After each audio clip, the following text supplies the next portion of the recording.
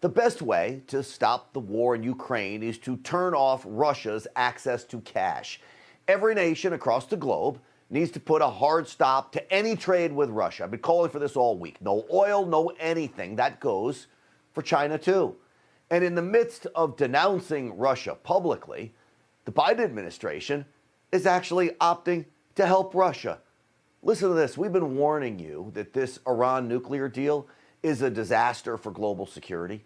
Not only is the Biden administration now prepared to waive sanctions that prohibit Russia from building out Iran's contested nuclear infrastructure, going to waive all that.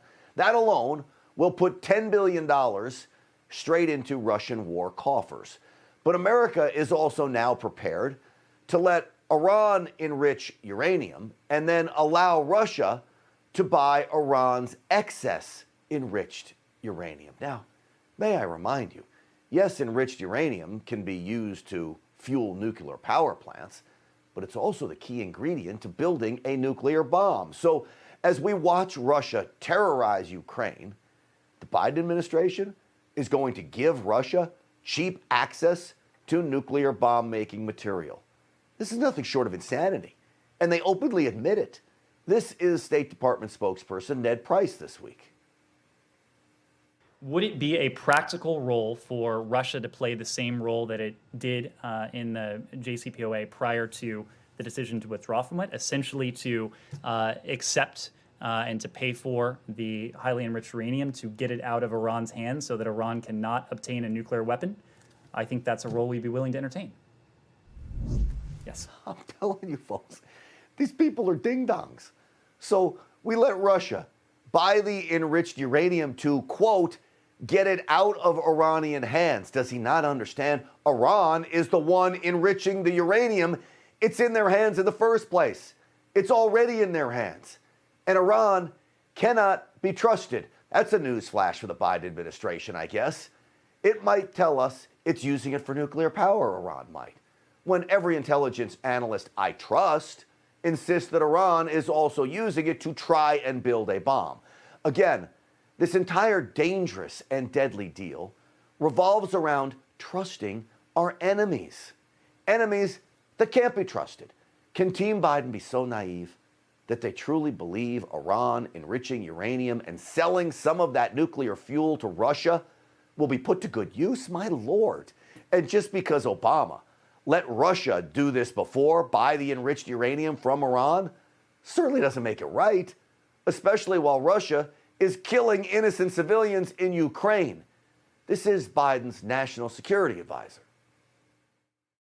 That is a role that Russia played in the past, a practical role that didn't have necessarily political significance, but did have that practical significance.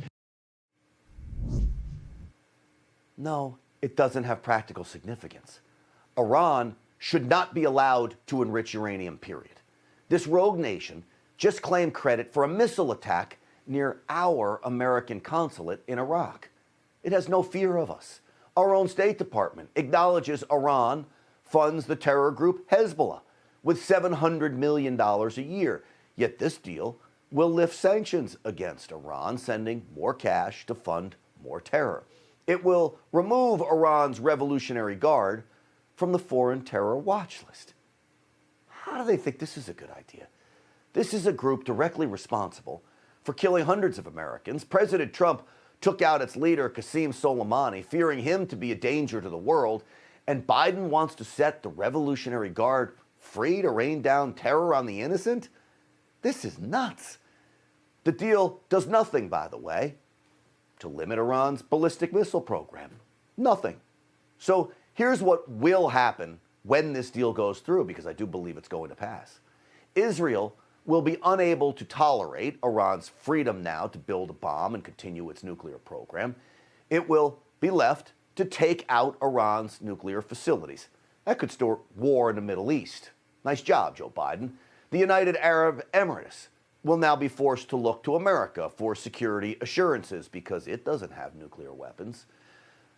So neither it nor Saudi Arabia, all right, like the deal. UAE doesn't, Saudi Arabia doesn't, because both of those countries know Iran's newfound cash will be spent destabilizing the Middle East funding terror wars by proxy using Hezbollah and at least 11 other well-known terror groups to do it in the Middle East. So how do I know this? Just today, ahead of a Formula One race in Saudi Arabia, Iran-backed Houthi rebels, attacked a Saudi Arabian oil plant. This terror group is funded, again, by Iran. And under Team Biden's current proposal to enrich Iran with money while Iran enriches uranium, these kind of attacks will only continue. And Russia gets to buy that uranium enriched as well. Here's a fact. The only countries that fully support this Iran nuke deal are Iran and Russia. And they both hate America. That should tell you all you need to know.